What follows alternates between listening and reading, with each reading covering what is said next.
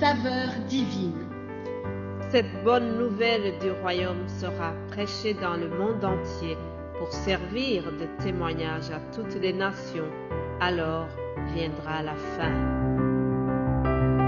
Ce pain céleste vous est présenté par Immaculée Niraneza. Shalom, shalom, mes bien-aimés de Dieu qui écoutent cette émission Saveur divine. Que la paix de notre Seigneur soit avec vous. Je bénis le Seigneur pour cette semaine qui s'achève. J'espère que vous avez bien profité du congé de l'Ascension. Je ne vais pas parler de Jésus qui remonte au ciel. Ce sujet sera abordé peut-être la semaine prochaine, mais je voudrais que nous puissions terminer le thème de cette semaine. Avant de parler de la fin ou de la conclusion, je voudrais encore une fois remercier Dieu pour les talents qu'il a donnés dans différents frères et sœurs. Vraiment, je bénis Dieu pour tout ce que j'ai appris. Durant cette semaine, j'ai appris plusieurs choses venant des enseignements de mes frères et sœurs, que ce soit en français ou que ce soit dans ma langue maternelle. Que Dieu soit béni, que toute la gloire revienne à notre Dieu parce qu'il est en train d'agrandir son œuvre et il veille sur cette œuvre. Alléluia.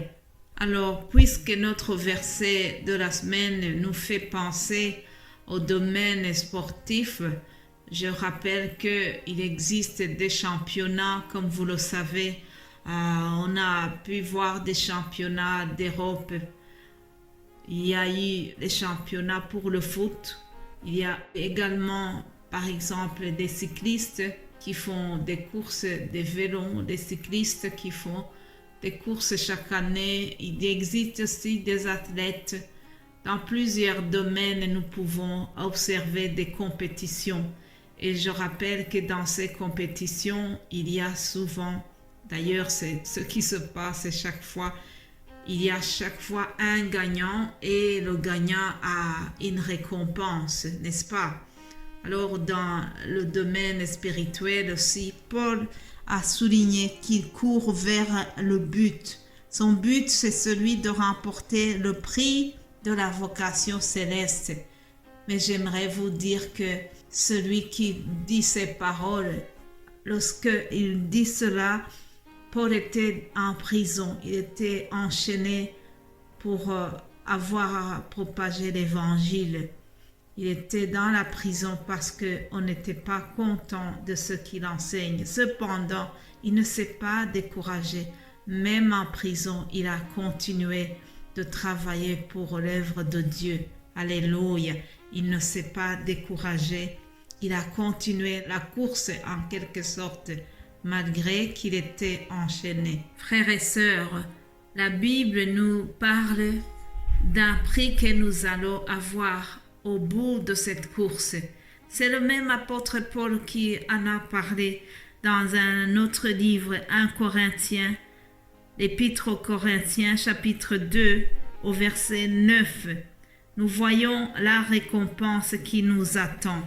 Il est écrit: mais comme il est écrit, ce sont des choses que l'œil n'a point vues, que l'oreille n'a point entendues, et qui ne sont point montées au cœur de l'homme, des choses que Dieu a préparées pour ceux qui l'aiment. Alléluia.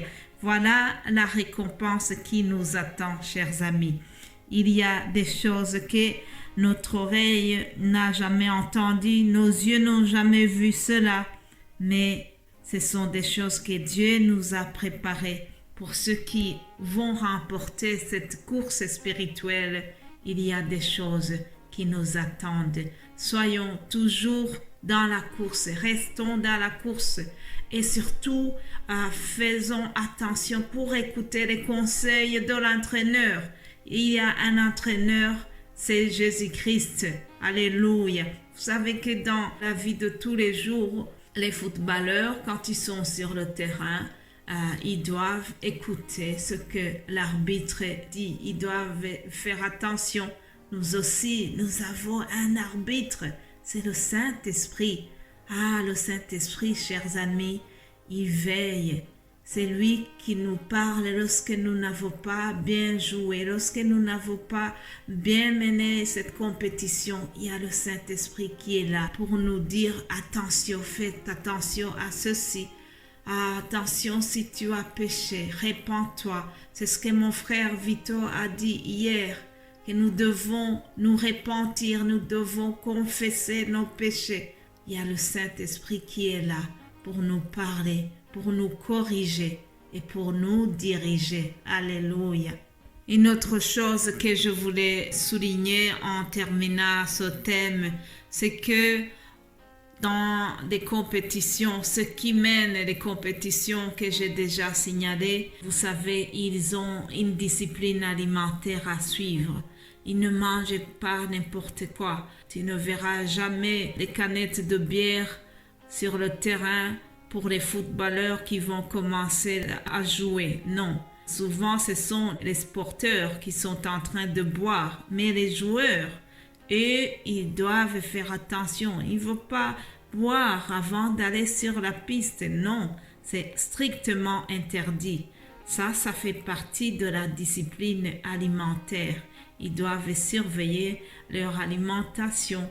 Alors, même avant le match, j'imagine qu'ils doivent vraiment bien veiller à leur alimentation. Et cela, ça va les aider à bien jouer, à bien mener le match. Nous aussi, dans cette course spirituelle, nous devons veiller à notre alimentation. Alors, tout ce que nous devons manger se trouve dans ce merveilleux livre de la loi. Alléluia. Ce livre que nous devons méditer tous les jours, c'est la parole de Dieu. Ce que nous allons vraiment consommer se trouve dans la loi de Dieu, dans la parole de Dieu, et nous devons la méditer tous les jours. Vous savez que Josué a eu cette recommandation qui lui disait que ce livre de la loi ne s'éloigne pas de toi. Médite-la tous les jours. Alléluia.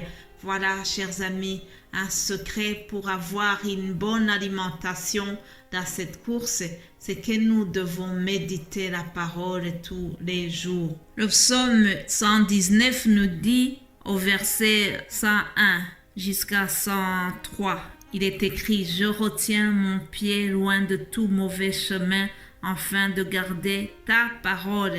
Je ne m'écarte pas de tes lois, car c'est toi qui m'enseignes. Que tes paroles sont douces à mon palais, plus que le miel à ma bouche. » Alléluia. Merci Seigneur pour ta parole. Je remercie vraiment Dieu pour tout ce que nous avons pu partager, chers amis. En terminant, nous allons prier. Père Céleste, merci beaucoup. Merci pour ta parole. Ta parole est la vérité. Je prie maintenant que tu continues à parler à tes enfants. Que le Saint-Esprit, qui est notre arbitre, continue à diriger chacun de nous, qu'il nous corrige, qu'il nous dirige. Et je prie aussi que nous puissions avoir cette soif de nous alimenter de ta parole, car ta parole est la vérité. Alléluia. Bénis chaque personne qui a pu suivre ces émissions, Seigneur. Bénis les serviteurs de Dieu qui collaborent pour que nous puissions diffuser l'évangile au plus grand public. Alléluia. Et que toute la gloire te revienne, Seigneur. C'est au nom de Jésus-Christ que j'ai prié. Amen. Amen.